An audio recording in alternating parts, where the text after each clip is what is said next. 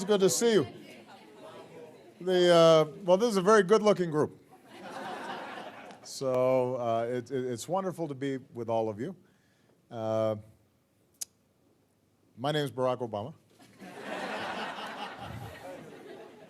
And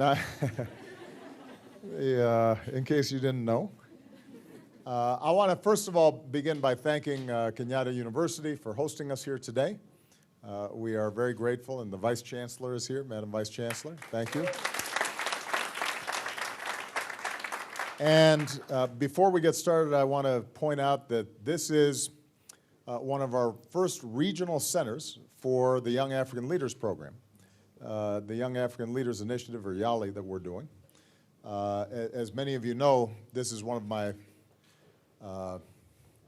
labors of love here in Africa, an outgrowth of some of the work that we had been doing, seeing the incredible contributions that young leaders were making in so many countries. We thought, let's bring them together and give them opportunities to learn from each other and network and access resources so that they can then, in their home countries, be able to accomplish remarkable things. And so we're really excited about that. So we thank the university for allowing us to use these facilities for these outstanding people. I just gave a very long speech. You're saying it was also too long, is that what you're saying? She nodded. She was all like, yes, it was very long. So, because you just saw my speech, it doesn't make sense for me to give a whole nother speech. I'm really here more to listen and to learn, but I do want to just make a couple of brief remarks at the top, and then what I'm going to do is I'm going to call on a number of you. I've got a few names already to get us started, and then depending on how much time we have, then I'll try to see if I can call on some additional persons. America has historically been a country of people who participate in the lives of their communities and their societies, and it's one of the things that make us, I believe, a great nation. There's a famous French writer named Alec de Tocqueville who traveled to the United States and wrote a very famous book called Democracy in America. And the point that he made in this book during the course of his travels was that what made America a democracy was not just that it had elections, but that it was a society of joiners and volunteers and people who wanted constantly to be involved in making their communities better. And if there was an injustice, they wanted to do something about it. And they would form organizations, and they would form town halls and disseminate information so that what the government did was obviously important. But what was just as important was what individual citizens were able to do to create a fabric of mutual concern and regard and advocacy that would shape government policy and would shape how societies were organized. And almost all the progress that America's made in expanding freedom and opportunity has grown as a result of that bottom-up civic participation. The civil rights movement, the women's rights movement, the movement most recently to make sure that our gay and lesbian brothers and sisters have equal rights, the movement to end wars in some cases, the movement to provide better resources for poor children. And there was the halfway house movement and the movement to the settlement house movement, rather, and to make sure that children and orphans were properly cared for, the movement to public education, and public universities. So many of the environmental movement, so many of these things arose because ordinary citizens started to get together and speak out and press their demands on their government, and eventually politicians responded. And I got my start in public life not as an elected official, but as a community organizer in a poor neighborhood in Chicago.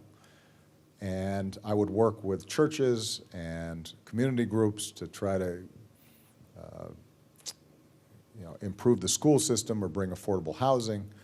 And we weren't always completely successful, but it taught me the importance of the voices of ordinary people when they come together to create a better vision for the future. And that's why I think civil society is so important, and that's why I emphasized it in the speech that I made today. This is something that I emphasize wherever I go. Democracy does not stop on election day. For a real democracy to work and for a society to thrive and continually improve, it requires that people continue to participate. And there have to be laws in place to protect that space and facilitate people's ability to participate. Now, the good news is here in Kenya, you now have a constitution that creates the space for such participation. Alongside freedom of the press and freedom of assembly and the ability to organize politically, these are precious freedoms that have to be protected. Because Kenya is a young democracy, there's always a concern that it might slip back and that space might narrow despite what the Constitution says. And I just want to say part of the reason why it's important for me to be here today is to send a message that we in the United States at least believe that civil society is important, and we want to continue to affirm it, and we want to listen and hear what it is that ordinary citizens working together have to say about their communities and about their lives. And if Kenya can continue to cultivate those habits of participation and citizenship and freedom, then the country is going to be better off, and it's going to continue to make progress for all people and not just some. Okay? So, with those opening remarks, what I want to do now is just open it up for conversation. And I have in my hand some names to call on. I may not get through all of them. Another topic where we've seen some progress, and this is something that's close to my heart because I've got two daughters, and close to Michelle's heart. She's been involved internationally trying to highlight the issue of girls' education with what we're calling the Let Girls Learn initiative that involves many of our international agencies, is the issue of girls' education. Obviously, I've made a big emphasis of that in my speech here today. So we've got a couple of people to talk about some of the work that's being done through civil society on this issue. Now, we also have with us Lynette Wamposhi. Lynette is right there. Now, Lynette is a student, and she's here from Pangani Girls Form 2. Lynette.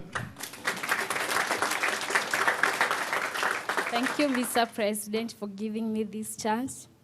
Let me speak with you a story of a friend of mine. At the age of 12, in standard 6, she dropped out of school and underwent FGM, female genital mutilation. In my community, after undergoing the circumcision, the girl is said to be, she's ready for marriage. She was married to a man older than him, twice her age. And now at the age of 15, she has 2 children. She's not able to cater for them, for their education. She milks the cows in the morning and sells the milk so that she can have something to give to the children. For me, I got an opportunity to be at a boarding school in Kakenya Center. I had all the chance to study, and I had all the time. I was not to milk the cows for my mom and prepare my siblings to go back to school. But now I'm studying in Pangani Girls after I had topped in my school and become the first girl in the center. And now I would like to be a cardiologist and study in Harvard University. And That sounds good. And also, I would like to set an example to the girls in my community that a girl can really become a cardiologist. Thank you. That's wonderful. Lynette, hold on, before you were so inspiring, give Lynette the mic back. Lynette, how old are you right now? I'm 16 years You're old. 16 years old. So, and how did you come to be able to go to the boarding school? I was helped by Kakenya, who sponsors the Kakenya Center, and that's how I got to study in Kakenya Center, and my dream started working in that center where I had a dream to go to Mary Hill, of which I didn't make to Mary Hill, but I made to Pangani Girls. So there was a center there, and by you coming into the center, then you started having bigger dreams about what you might be able to do. Okay, I never used to have bigger dreams like now. Before I joined the center, I even never knew what I was going to do because I never had any hope in life. Yeah. See, Lynette, I'm sure you're going to be an excellent cardiologist. So that we're very proud of you, but it just sends a message in terms of why civil society is so important. So many of our young people who have a lot of talent, but they just don't know what's possible. And sometimes the most important thing is just to show them that this is what could happen in your life if you work hard. And when they have a vision about what could happen, then suddenly they're motivated, the same way Lynette is motivated. And she starts having bigger ambitions about what's possible.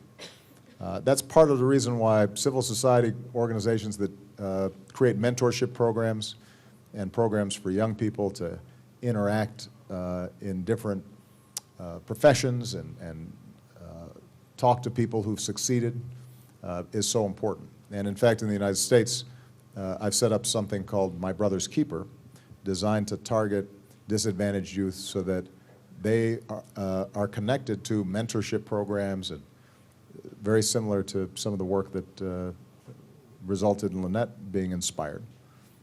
In fact, we have young people who are mentors at the White House, and we connect them with all of our senior staff. And I have dinner with them and give them advice. And I don't know if they listen to the advice, but I think they do. Lynette, you're a very fine young woman. Congratulations. We're very proud of you.